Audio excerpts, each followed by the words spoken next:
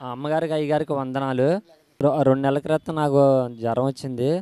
హాస్పిటల్‌కెళ్ళాను. హాస్పిటల్‌కెళ్తే doctor గారు టెస్టులు చేయాలి, ప్లేట్‌లెస్‌లు పడిపోయినాయేమో టెస్టులు చేయాలన్నారు. చేసే ముందల నేను అయ్యగారికి ఫోన్ చేసి, అయ్యగారండి ఇలా జరిగిందని చెప్పాను. సరే నేను ప్రార్థన చేస్తాను. అన్నీ రిపోర్టులు నార్మల్‌గా వస్తాయి, భయపడొద్దు అని చెప్పారు.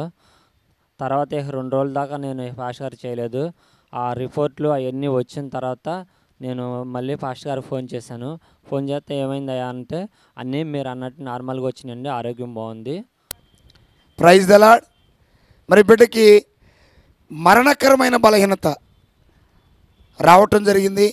ప్రభుకి ప్రార్థన చేసినప్పుడు చాలా భయంకరమైన సమస్యల గుండా ప్రయాణిస్తున్నాడు అని దర్శనం చూపించినప్పుడు ప్రభువును వేడుకున్నప్పుడు, ప్రభువా ఆ భయంకరమైన మరణకరమైన సమస్య నుండి, ఆ బలహీనత నుండి బయటకు తీసుకురా నాయన అని ప్రార్థన చేసినప్పుడు దేవుడు కనికరించాడు, కృప చూపించి ఆ బిడ్డ రిపోర్ట్స్ అన్నీ కూడా ప్లేట్లెట్స్ అయితేనేమి, ఎక్స్రే అయితేనేమి, బ్లడ్ రిపోర్ట్స్ అన్నీ కూడా ఏమేమి టెస్టులు చేయించుకున్నాడో అవన్నీ కూడా ప్రభువు తోడుండి నార్మల్ రిపోర్ట్ ఇచ్చి మరణకరమైన స్థితి నుంచి బయటకు తీసుకొచ్చి సజీవుల లెక్కలో ఉంచినందుకు దేవునికి కృతజ్ఞతగా దేవుని నామాన్ని ఘనపరుస్తూ మహిమపరుస్తూ సాక్ష్యమిస్తున్నాడు.